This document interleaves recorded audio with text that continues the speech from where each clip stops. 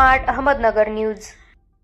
Colonel Sofiya Qureshi यांची जुनी मुलाखत चर्चेत। बुधवारी पहाटे भारतीय लष्कराने पाकिस्तान आणि पाकव्याप्त काश्मीरमधील दहशतवाद्यांच्या तळांवर हवाई हल्ले केले। या हल्ल्यानंतर भारताने जगाला दहशतवाद्यांच्या विरोधात कणखर संदेश दिला। परराष्ट्र सचिव विक्रम मिस्त्री यांच्यासोबत 2 महिला अधिकाऱ्यांनी माध्यमांना या संदर्भात माहिती दिली। या अधिकाऱ्यांमध्ये भारतीय लष्कराच्या कर्नल सोफिया कुरेशी आणि भारतीय हवाई दलाच्या विंग कमांडर व्योमिका सिंग यांचा समावेश होता। कर्नल सोफिया कुरेशी 2016 साली एक्सरसाइज फोर्स 18 मध्ये भारतीय तुकडीचे नेतृत्व करणाऱ्या पहिल्या भारतीय महिला ठरल्या। ही परदेशी भूमीवरची भारतातील सर्वात मोठी लष्करी कवायत होती। यात सहभागी झालेल्या 18 देशातील त्या एकमेव महिला कमांडर होत्या। कर्नल सोफिया कुरेशी यांनी 2017 मध्ये दिलेला एका जुना इंटरव्ह्यू आता समोर आला आहे। त्यांची पार्श्वभूमी आणि त्यांच्या पालकांनी त्यांना संरक्षण दलामध्ये भरती होण्यास कसे प्रोत्साहन दिले त्याबद्दल सांगितले आहे। कर्नल सोफिया कुरेशी यांच्या कुटुंबाला लष्करी इतिहास आहे। त्यांचे वडील सैन्यात, त्यांचे आजोबाई सैन्यात होते,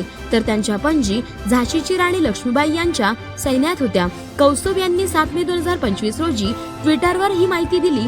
काय म्हणाल्या होत्या सोफिया कुरेशी? कर्नल सोफिया कुरेशी 2017 मध्ये बोलल्या होत्या, मी एका सैनिकाची मुलगी आहे, त्यामुळे मला आर्मीतील वातावरणाची माहिती आहे। माझे वडील सैन्यात होते, माझे आजोबा सैन्यात होते, तसेच माझ्या आईची इच्छा होती आम्ही दोघी बहिणीपैकी कोणीतरी सैन्यात भरती व्हावे। माझे आजोबा नेहमी म्हणायचे, देशाचे रक्षण करण्यासाठी नेहमी तयार राहावे, आपले कर्तव्य आहे। कर्नल सोफिया कुरेशी गुजरातच्या आहेत। त्यांनी बायोकेमिस्ट्री मध्ये पोस्ट ग्रॅज्युएट केलेलं आहे। त्यांचे पती मॅकोनाइड इन्फॅंट्रीमध्ये अधिकारी आहेत। मीडिया ब्रीफिंग नंतर सोफिया यांचे वडील ताज मोहम्मद कुरेशी यांनी ANI ला सांगितले की लेकीचा खूप अभिमान आहे। ते म्हणाले, आम्हाला खूप अभिमान आहे, आमच्या मुलीने देशासाठी खूप मोठे काम केले आहे। पाकिस्तानचा नाश झाला पाहिजे। माझे आजोबा, माझे वडील आणि मी सगळे सैन्यात होतो, आता मी पण काय। कर्नल सोफिया कुरेशी यांनी भारताच्या बाजूने दिलेली माहिती खूप मोलाची होती। त्यांचे लष्करी पार्श्वभूमी असलेले कुटुंब